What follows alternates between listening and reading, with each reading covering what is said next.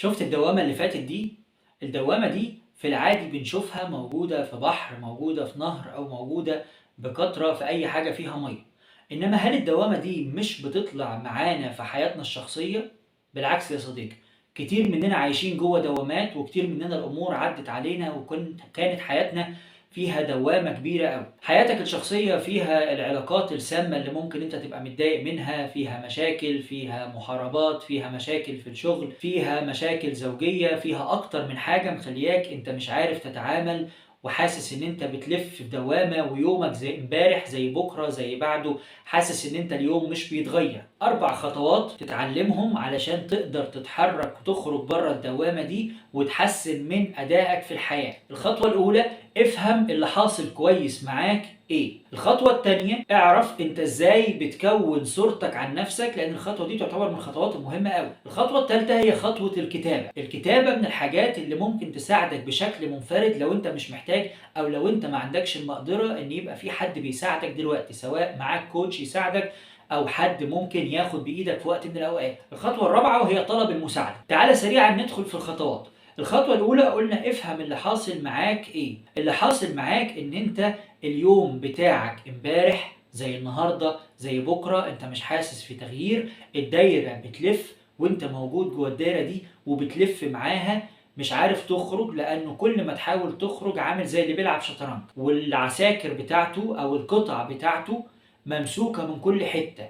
تيجي تتحرك يمين، لا في حاجة ماسكاك، تيجي تتحرك شمال في حاجة ماسكاك، تيجي ترجع ورا تلاقي في حاجة تمنعك ان انت ترجع ورا. ده اللي حاصل بالظبط في حياتك دلوقتي. طيب عشان تخرج من الحتة دي لازم تدخل شوية في العمق في الفهم، ويبقى في حد معاك يساعدك علشان يبقى كحد محترف ياخدك ويدخل في العمق شويتين عشان تشوف الموضوع بشكل مختلف، ينور بعض الكشافات على بعض الامور او بعض المواقف او بعض التصرفات اللي بتحصل.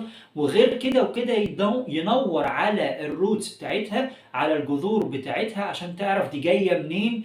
فلو قدرت تعرف جذر الموضوع جاي منين بيسهل عليك ان انت على الاقل تضمن ان الجذر ده مش هيطلع لك مشاكل تانية. يعني لو احنا عندنا مشكله في شجره ما معينه طالعه بتطلع فروع، والفروع دي مأثره علينا، تخيل معايا المشهد ده، واحنا مش طايلين الفروع لانها قد تكون عاليه، بس عارفين الجذر فين. اول حاجه بنعملها بنتعامل مع الجذر، لانه على الاقل لو انا معرفتش اتخلص من الفروع الحاليه فانا بضمن للمستقبل انه مفيش فروع جديده هتطلع، لحد ما يمكن بعد شويه تطلع لي طريقه اقدر اوصل بيها لاني اتخلص من الفروع اللي مضايقاني. وهو ده بالظبط اللي حاصل. وجودك مع شخص محترف هيساعدك ان انت تفهم اكتر عن الجذور بتاعه الموضوع. خطوه رقم 2، انا صورتي النفسيه بتتكون ازاي؟ والموضوع ده موضوع مهم قوي، لازم تبقى فاهمه ومركز معايا فيه قوي، لان احنا بنلف في دايرة عبارة عن 3 أماكن ومش عارف تخرج منهم. الأولى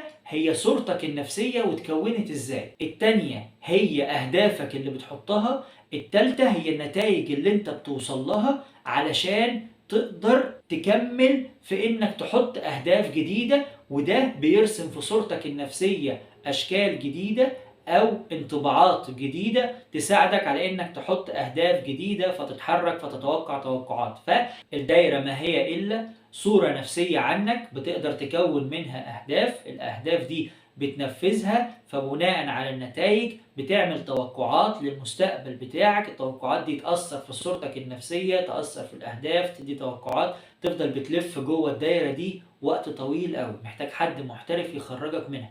بس تعالى سريعا ندخل فيها بشكل بسيط.